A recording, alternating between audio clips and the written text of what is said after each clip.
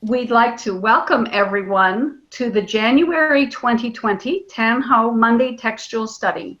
I'm Hillary Barner, filling in tonight for Shirley Paulson of Early Christian Texts, and our presenter this evening is Dr. Hal Tossig.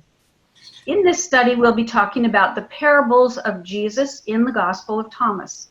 This gospel contains a number of parables, like many other canonical and extra-canonical documents from the 1st and 2nd centuries. Some of these parables are almost exact parallels with the Gospels of Matthew, Mark, or Luke, but others have no similarity. Just a gentle reminder that donations supporting the creation of these textual study archives are greatly appreciated. $5 to $10 per session would be enough to keep us going. You can find the donation link, the text we're studying tonight, more information about past and future study sessions, as well as other archived recordings on the Early Christian Texts website by clicking the button on the home page that says Tanho Monday Textual Studies. Okay, I think we'll turn this over to Hal to get us started. Thanks so much, Hillary, for subbing here and for all of your presence over the many months. So I want to say just a few words about the Gospel of Thomas itself, for those of you who may not have studied the Gospel of Thomas.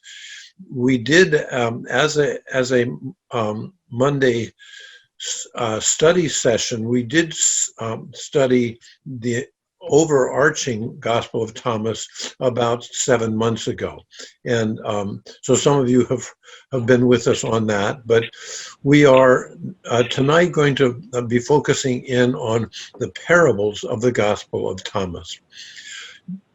The Gospel of Thomas was found in the Nag Hammadi find in central Egypt in 1945 as a part of some 52 more or less early Christ movement texts. And probably the Gospel of Thomas itself has been, of all those texts, the most studied since 1945. There are a number that have really attracted a lot of attention, but in many ways, probably the Gospel of Thomas is still the text that has been most available and most interesting to people over the last 70 years.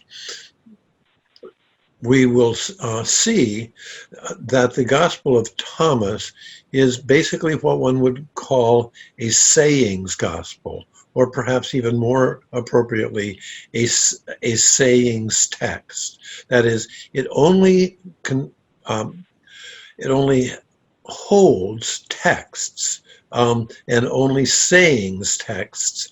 In other words, there is no story in the Gospel of Thomas. It's simply a whole series of sayings of Jesus.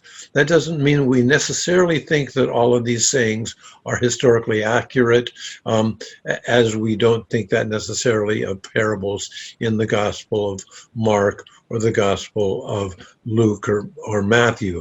But there are many overlaps between these four Gospels as they are primary in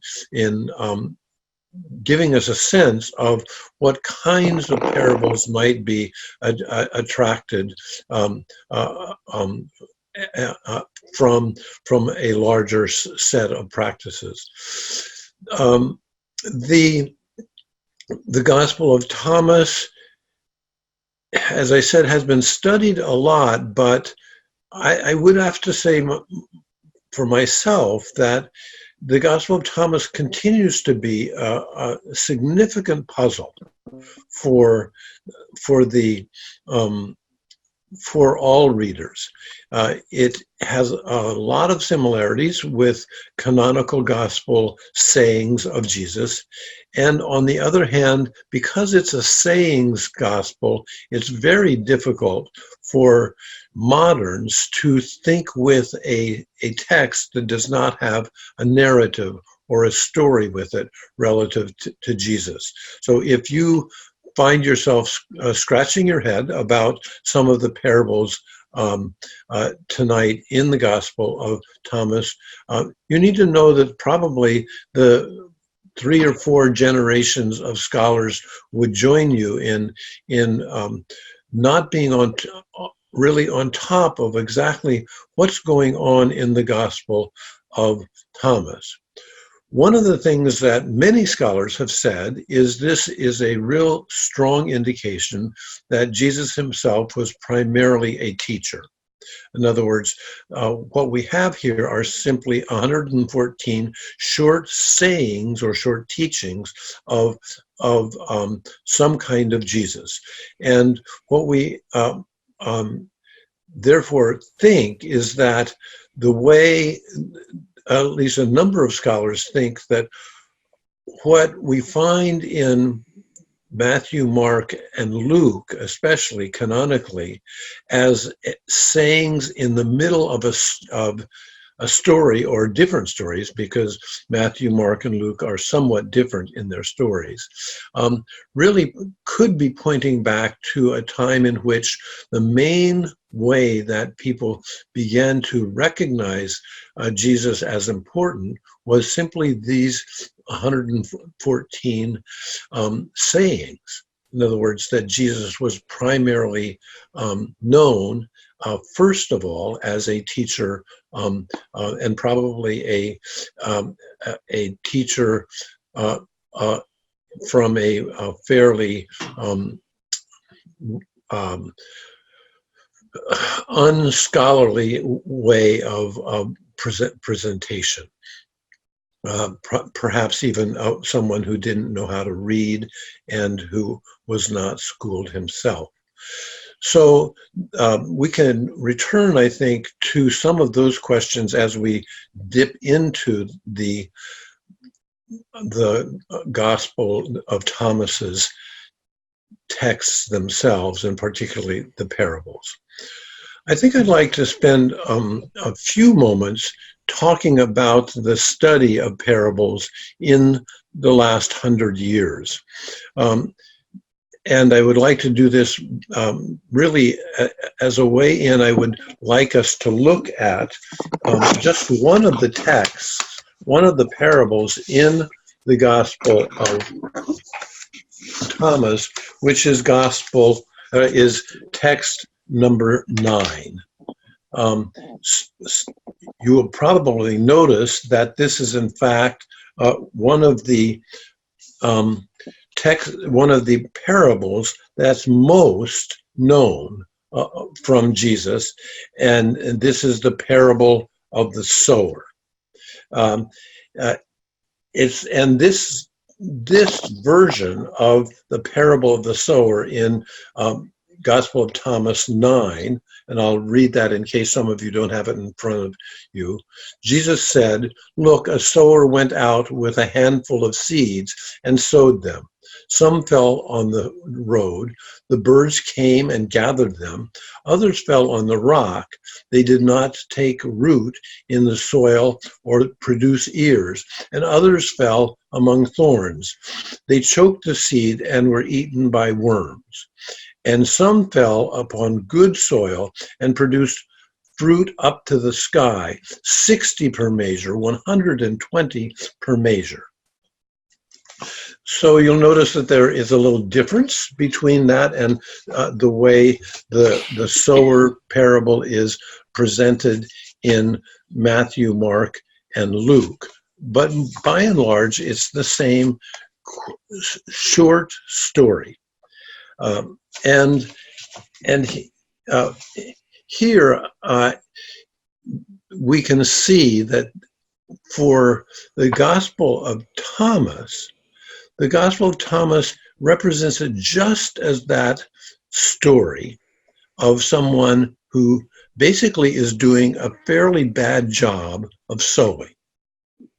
And this probably helps us, and we'll get to this in a moment, to notice what a parable in and of itself is. This short, quirky story.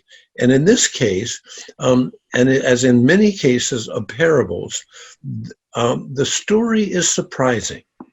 So the first thing that is surprising about this parable is that the person whose job it is to sow seeds is messing it up, throwing the seeds in the wrong place. And that's not going well. So that's the first surprise in the story. And we as a hearer from the teller think, wait a minute, stop that. You're not supposed to be doing this. And then there's another surprise at the end of the story. And that is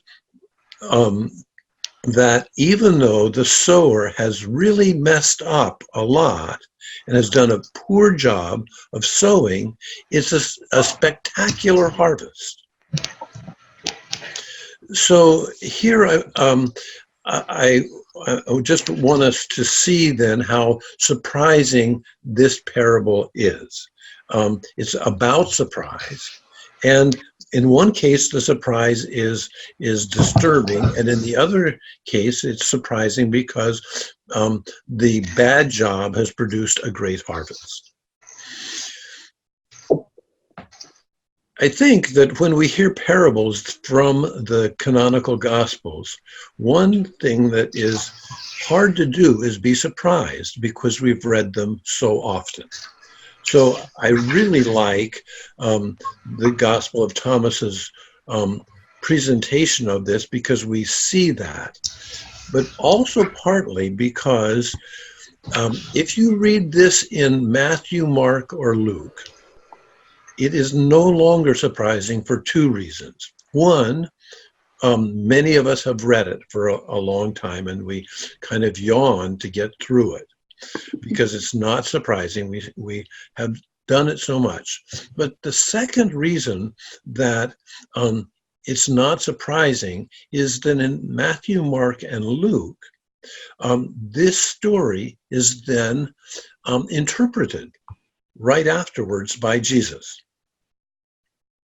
And there, Jesus says, in Matthew, Mark, and Luke, Jesus says, he takes his disciples aside and says, the reason I'm telling you parables, and I'm telling the people in general parables, is because I don't want them to understand. And then Jesus proceeds to give the disciples only a secret interpretation of the parable. And in this secret interpretation, and you may remember this, that basically what Jesus says in Matthew, Mark, and Luke is that you're not supposed to understand it unless you get the secret interpretation.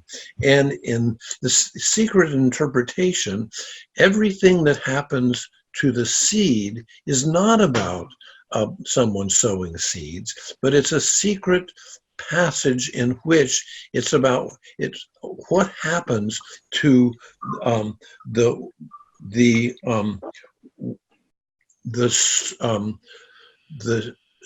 teaching or the word that is taught.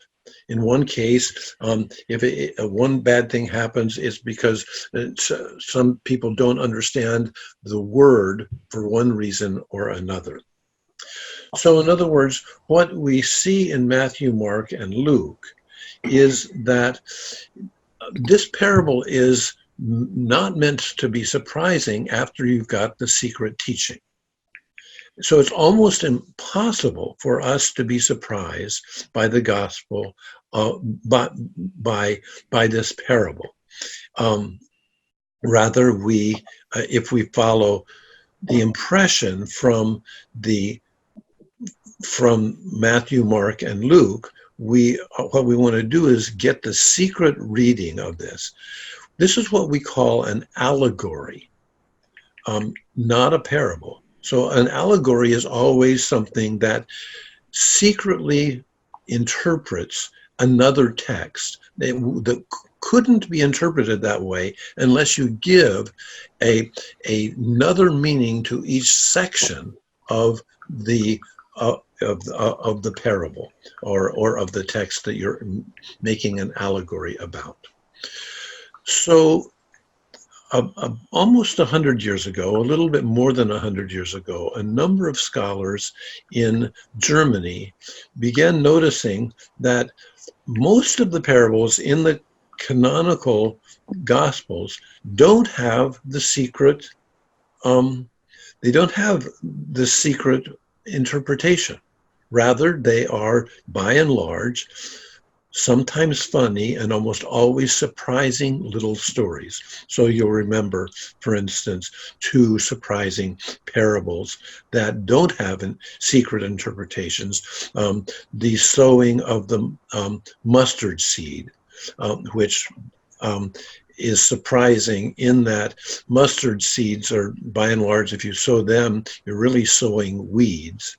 And then because no one's really liking that much. And secondly, in the parable of the mustard seed, at the end, the mustard seed growing is compared to the cedar of Lebanon, which is a giant tree, which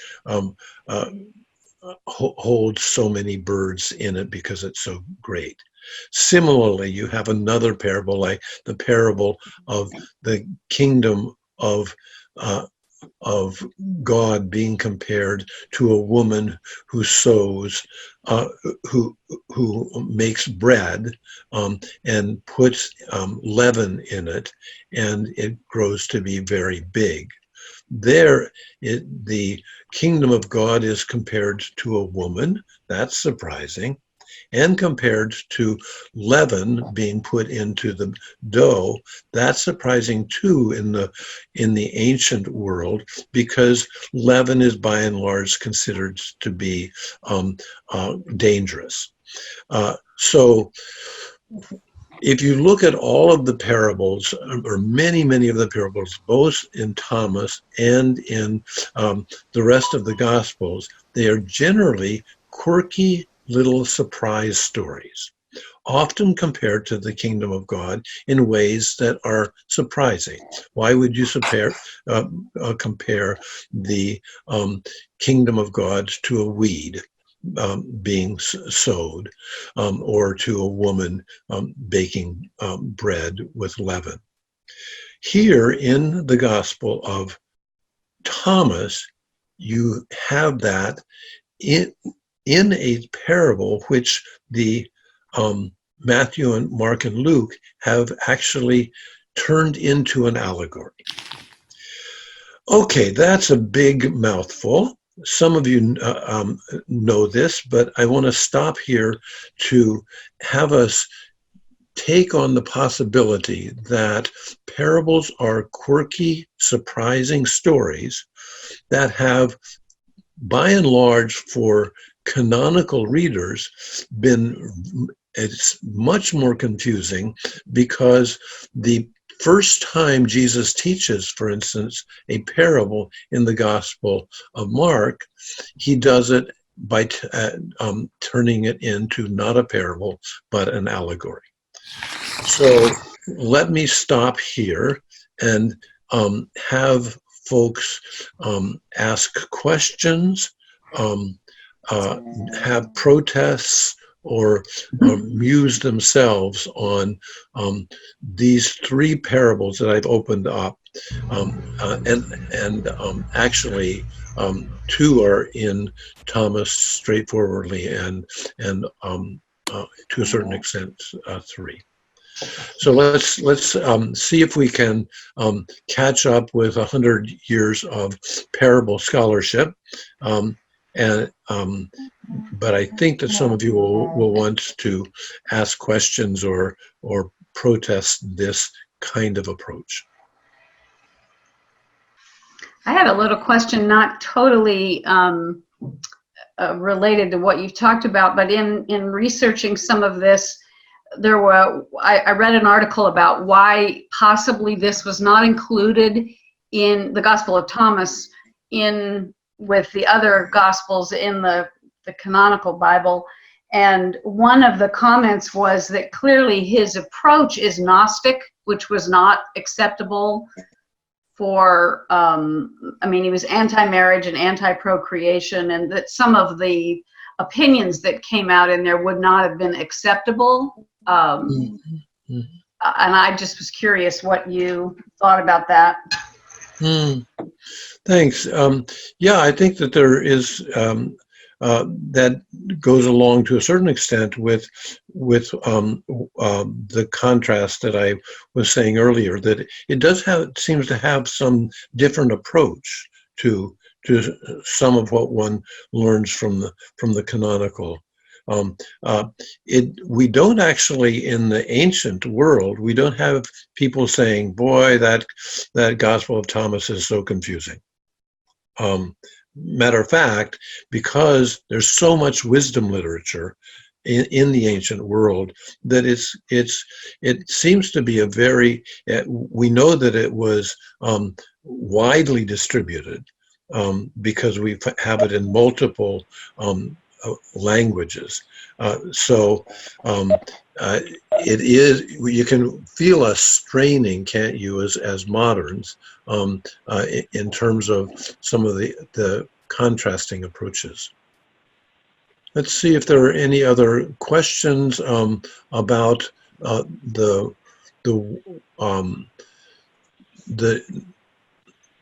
form of parables themselves, both in the Gospels that are in the canon and in this Gospel. I think that what makes the Gospels interesting, the parables and the allegories, is that they're open-ended. And so you have an opportunity to come to your own conclusion. And I think, to have a whole gospel with parables and allegories without too many direct teachings takes the faith to a whole different level. Yes, Stephanie, thank you so much. It really is, the open-endedness of the parables is striking. And I would say, again, this makes some of us immediately a little nervous, because I would say it's almost exactly the opposite of doctrine. Right. Doctrine is to nail down the meaning. Parables seem to have a strikingly open-ended approach to what the kingdom of God is, and to what it means in any way. I would say, however, that I think actually allegories don't have open-endedness.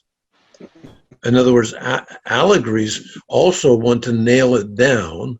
They want to nail another text down and what it means. In this case, so the sowers, what the sower means, first of all, it kind of hijacks the possibility that the sower might be about a sower.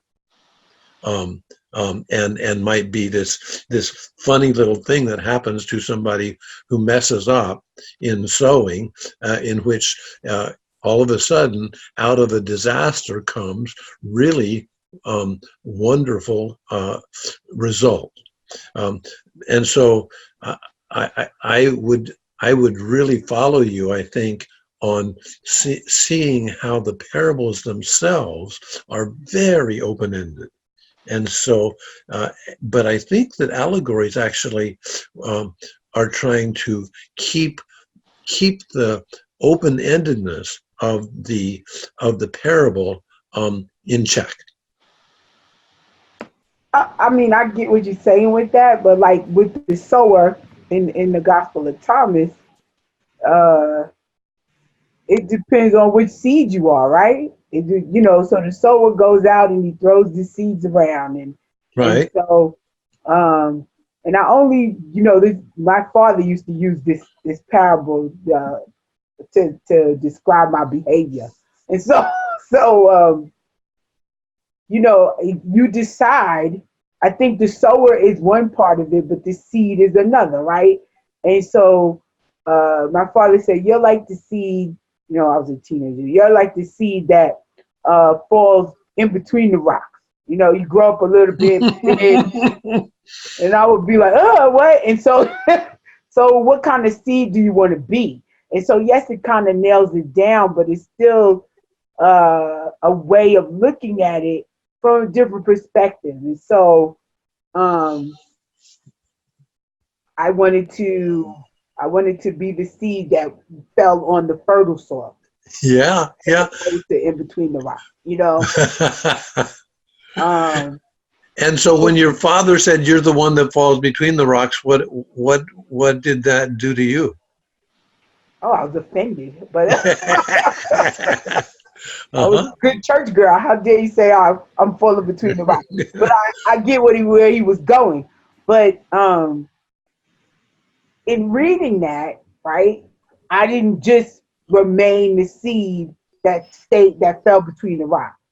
I worked hard to become the seed that fell on the good soil, you know. What I like about what your father was doing is that he wasn't going for the allegory. He stayed with the story of the seeds. Right. And let even opened up some ways of thinking for yourself. Right. So yeah, I think that's really important. Yeah. Now, there are lots of good things to work on with Thomas, but let me see if there are any other questions right here at the beginning about the open-endedness of meaning in the parables. And I guess I would say one other thing. When you look at this story just as a story, basically, I would want to suggest that one of the primary fields of meaning, shall we say, about the parable of the sower is that something that is really not going well, all of a sudden goes well. In other words, what if that is one of the part of the heart of what this parable is meant to make people think about? Oh, it looks like things are in my life in this or that way are not going so well. Actually, don't then think in a predicted way, but let yourself be surprised by something good happening, even when it looked like it wasn't. True.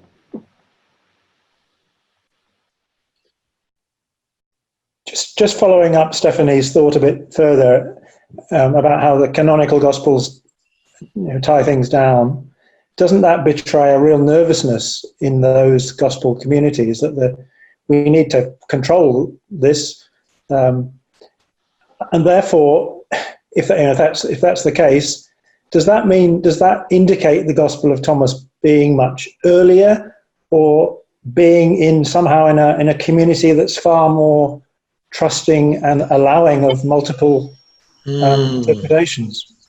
Yeah, that's a great question, Adrian. And let me stay in the two directions that you're aiming in. Yes, I think that it's very much the case that parables make people nervous. By not by saying an exact meaning, but putting us in a story that is surprising. And yes, it does seem to me that the canonical gospels, and even though I really love Mark as a gospel, I think Mark probably started it. And Mark was nervous about this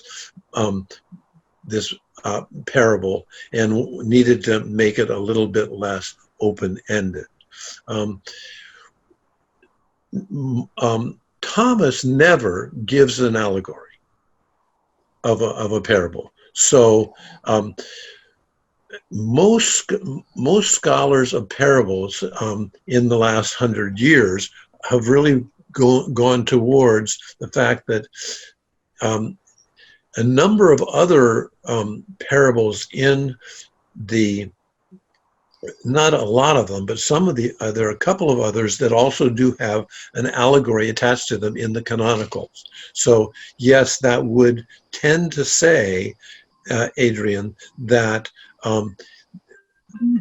that at least Thomas reflects an earlier non-allegorical approach to having meaning from these surprising stories. The problem with taking that conclusion too far is that there is other indication within Thomas that even though they don't mess with the parables, they do mess with some other of the sayings. So there are additions. It looks like there are additions added by Thomas to other kinds of sayings there. So that would be the one thing that would make me not want to say it looks like Thomas is the pure text. It feels to me like as soon as anybody starts writing down the stories or the teachings of someone who can't even read, Jesus, and who is a clever oral storyteller, as soon as the people that are writing down the characters like me and all these writers, I think that is to a certain extent a controlling mechanism.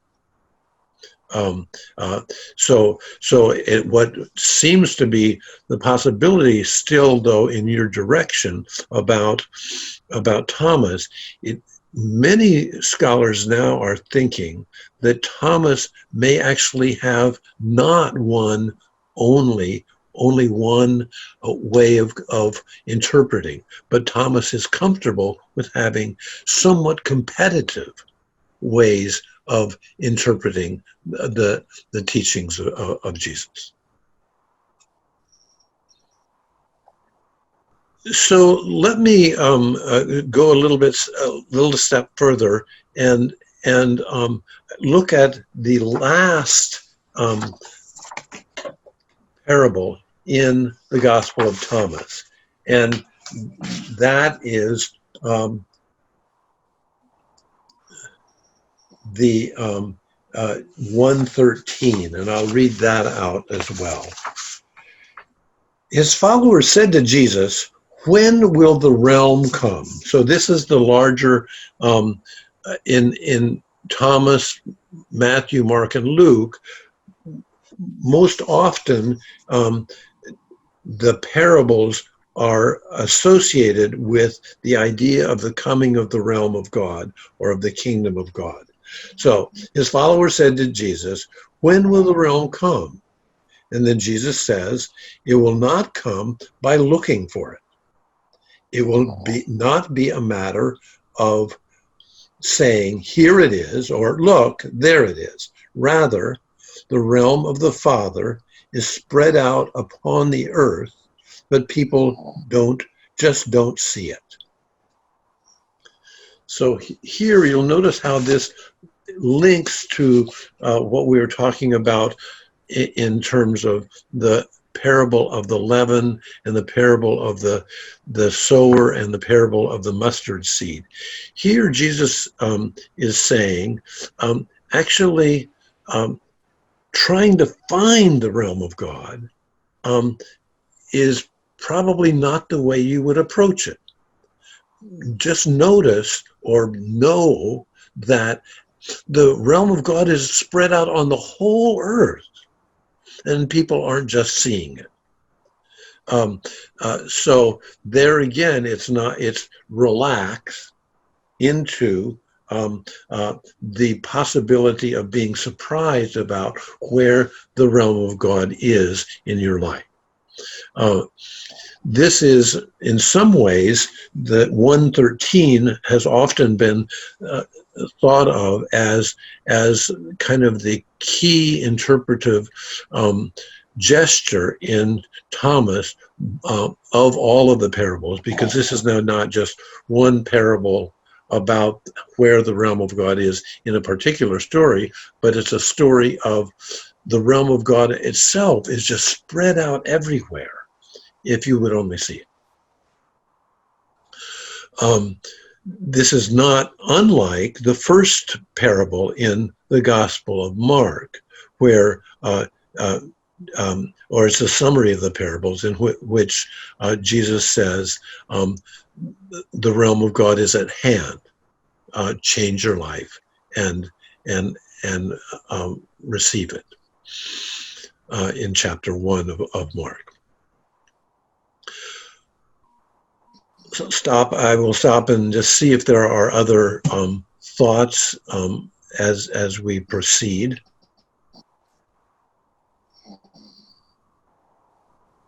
Well, this is Joy, and I was noticing the difference between Luke's version and Thomas's version was that it's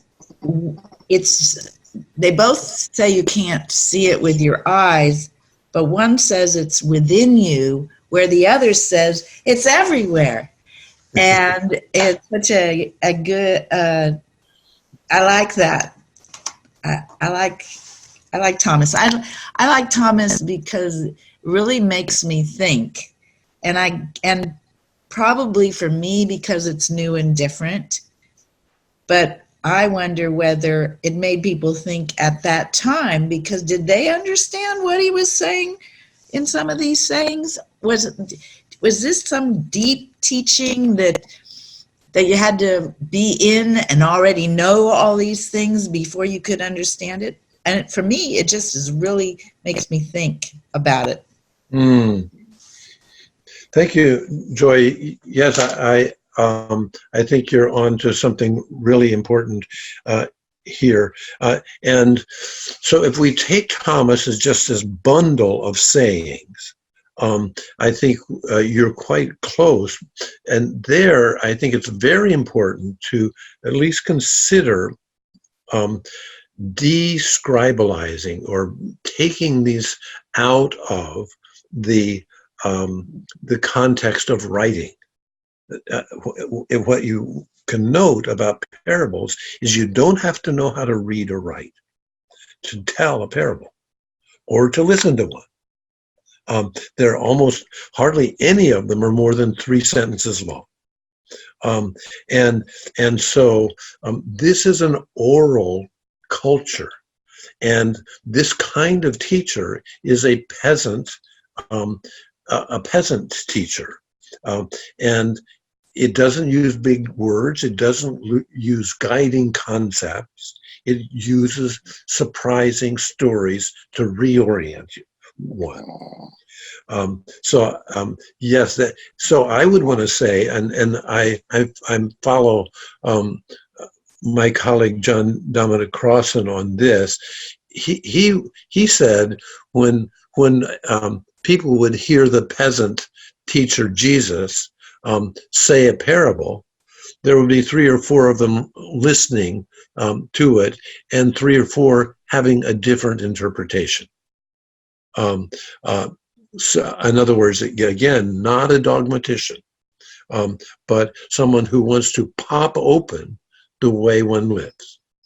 I think the other thing to know, Joy, about Luke, and its interesting comparison to Thomas in the coming of the realm of God, is that is the translation of is within you. That's actually a bunch of folks have wondered whether that's a mistranslation, because the Greek is the word that's translated in is literally the Greek word en, but that also means among. It doesn't mean in like singular. And then you is not singular. So it's not is within you singular. It's among you plural. So in other words, I would want to say, I think that Luke is closer to Thomas in this case than our interpretations have led us, because to a certain extent, much of the interpretation of that Lucan parable has privatized it. There's simply no way that you in Greek is singular. And then also the fact that that it's really true also in English, isn't it? One can use in as meaning among. I think here, as I said in the notice for this study, it's probably appropriate for us to stop, and especially since there's so many of these parables in Thomas, some of which we know about before and some of which we only know from Thomas, to just begin to think about letting Jesus get out of the book and into the world of the peasant teacher. In other words, it's curious what books do for us and how books actually clamp us down. And so here you have an oral culture in which only 5%, and most scholars think no more than 5% of people can read or write at this time. So, and Jesus probably, there's Jesus only in Matthew, Mark, Luke, and John, Jesus only reads once and doesn't read at all in Thomas. So here, I think there's a really fun possibility that the way Thomas, even in its writing, treats the parables is it loosens them up and doesn't let them have to be guided by a larger creed or a larger religion. What do you all think about the possibility of letting Jesus's parables be a primary way of encountering him today? Okay, well, pop in on these thoughts as we go along, but I want to now go to, and obviously we can't take all of these parables, but one of the ones that is helps us understand the surprising character of Thomas's parables is 97. And I'll read 97 for those of you who don't have it. Jesus said, "The realm of the Father is compared to a woman carrying a jar filled with flour. While she was walking on the road a ways out, the handle of the jar broke. The flour emptied out on the road, but she did not realize it or recognize a problem." End of story.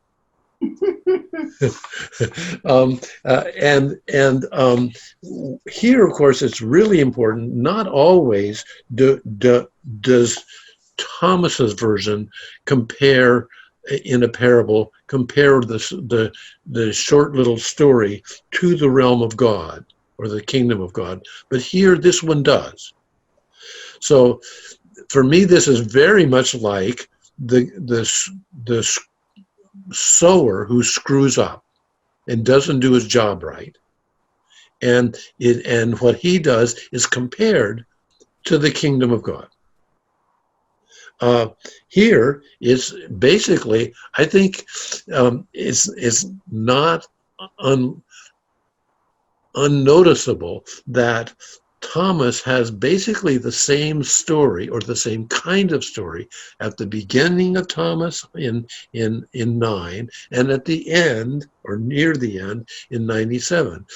This is, and this may help us get outside of the allegorizing of the parable of the sower, because basically that's the same thing, or very similar kind of mini plot with this woman who goes to get her flour, and on the way home doesn't notice that she loses all the flour she got. And this is even less pedantic than the sower, because what this says is something like, and there, I hope that some of you have other interpretations, but this says the realm of God is like somebody who lost something that they really liked.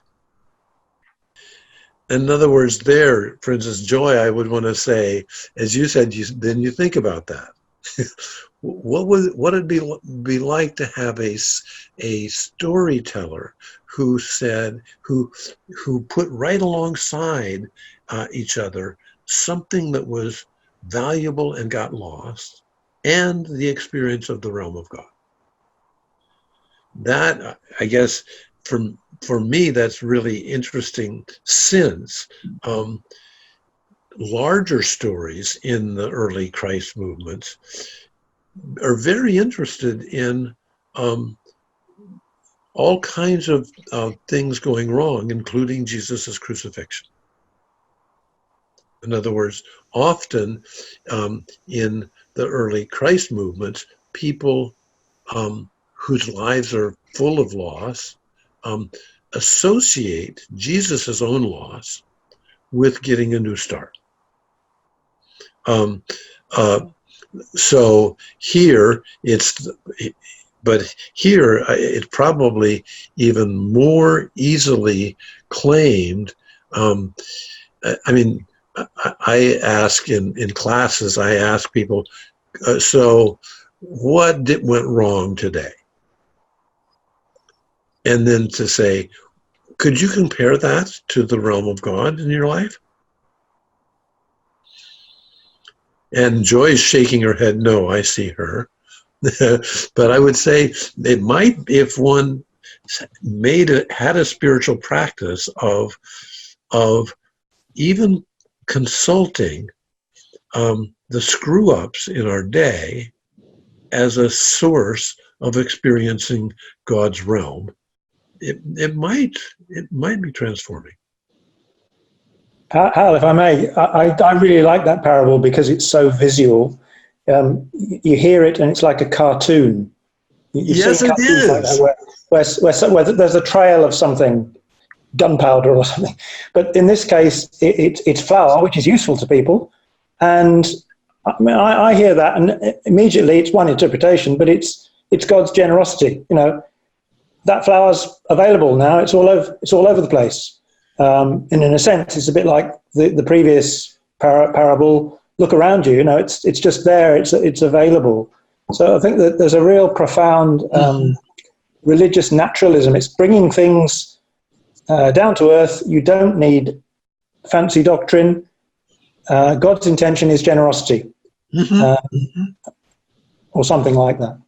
Yeah, that's exactly where I go on it, and I'm reminded of Robert Funk, who compared Jesus to a comic, and so to think about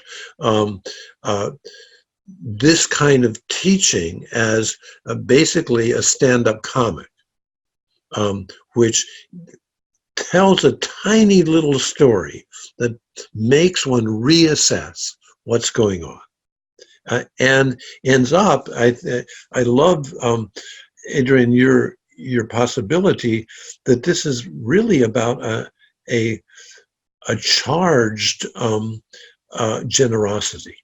of life itself. That or as in 13, it's spread out all over the place, and people just don't see it.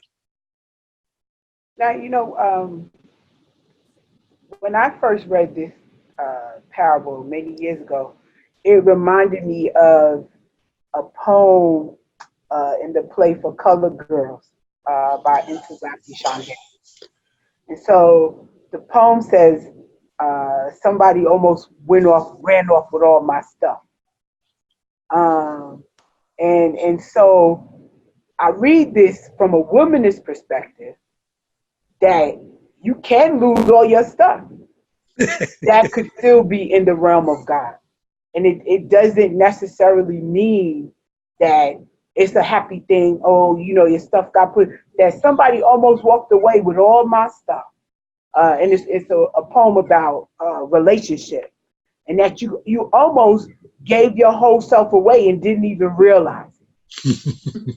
And so, I don't see it as the generosity of God, but I see it as that God's realm is still present, even when you almost lose, or when you do lose all your stuff. And so one of the reasons why I love the Gospel of Thomas is because you could look at it in so many ways. And so you can see the generosity, you can see the cartoon in it, but you can also see the near tragedy of it, and know that God is still present, even in tragedy. Oh, that's so powerful, Stephanie. And so for me, I mean, when I think of Shange's work, I mean, that whole play has such beauty and vibrancy in it, even though it keeps bumping right into really hard and violent and scary parts of life. Right. Yes, and again, as we've said a couple of times in previous months, being aware of all of the loss and hurt in the first century at the hands of really violent rulers is one of the ways you start getting and the open-endedness of the teachings of Jesus. Yeah. In other words, if Jesus is only kind of a middle-class seller of a doctrine, that's way different than being someone who is right in the middle of all of these messes and saying, oh yeah, you just lost all your flour. Think about it again. How about that and God? Right. Yeah, no, Shange is just wonderful in that regard. Al, we have a request in the chat that you discuss verse 114. Oh, Now that we're down to the last few minutes. That's really exciting. That's really exciting. And whoever that is, thank you, because you broke out of the parables. But no one should read 114. No one should read Thomas without coming to terms with 114. So I'll do that, and we only got a few minutes left, but I can say a little bit about that. Simon Peter said to them, "Let Mary leave us, for women do not deserve life." Jesus said, "Look, I will lead her so that I might make her male, which will make her into a living spirit, resembling you males. For any woman that makes herself male will enter the realm of heaven." Well, so yeah, and that's the way the gospel ends, from me on a really down note. So I just want to first of all say, I wish it weren't there, but it is, so we have to deal with it. Quickly, and this really, whoever you are, we really deserve a whole hour on this. And here, the first thing for me to do is to notice the male perspective and the disaster of that in this saying. The second thing is, when you know more about gender in the first century, you can see something happening here. So you see here basically Peter, who says women aren't even really worthy of life, so get them out of here. But then Jesus's response, at least for us moderns and postmoderns, is really also pretty disastrous, in that he says the way to help women participate in the realm of God is to make them into male. For me, that's unacceptable. What many scholars have pointed out is that, in fact, that is a culture in which the only real humans are males. And so what Jesus is doing there in that kind of language, he is saying women belong to the realm of God and belong to what we're doing. So they need to be elevated to male status. Again, disastrous strategy, as far as I'm concerned. That's what folks are saying that that is going on. As we see, of course, in a lot of texts inside the canon and out, real creative ways of including women. So this might be one. The other thing that some scholars say, and I frankly don't, I wish this were true, and I'm afraid I disagree with it. Other scholars say that 114 really doesn't belong to Thomas. So I wish that were true, and there's a little bit of rationale for it, but I'm afraid for myself that it's better to look at the patriarchy head on in all of these texts, because the patriarchy is in all of these texts, and come to terms with it. Don't give it credit, but come to terms with it. And if anybody can figure out why 114 wouldn't belong, please do. Hal, I have a question. One of the interpretations I read of it was that the Gnostics were celibate, and they felt they were against having children because of they thought the human existence was evil. And so this was Jesus bringing Mary into celibacy and no childbearing. And in so doing, that makes her a man like them. Mm-hmm. Yeah, I think there's some of that language, because a number of us don't think that Gnosticism existed. That has some problems, but I do think that it is that what you have here is part of a larger early Christ movement interest in making gender much less stable than it was. And you see that in all kinds of ways, especially when gender really means, for the patriarchal world, that only men are real humans. So, yeah, anybody that tries to get us out of the 114 mess deserves credit. And I am aware that we're past our time. We only got through 5 of Thomas's parables, and there are more than a dozen. So I apologize for us not going any further. Maybe we'll need to come back in a month or two and do some more. Thanks, everyone, for being here. Thank you all. For those that came on late, Shirley couldn't be with us tonight, so she asked me to host this for her. This was the January 2020 Tanho Monday Textual Studies discussion on the parables of Jesus in the Gospel of Thomas, led by Dr. Hal Taussig.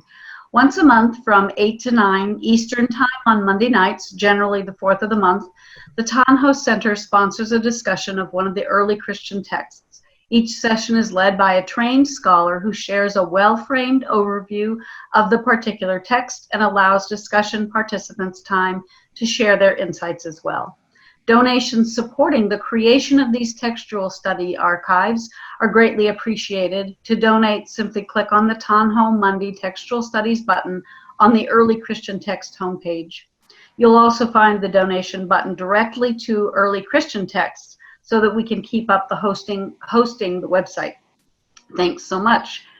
Thank you to Hal for another stimulating and wonderful discussion about the parables of Jesus in the Gospel of Thomas.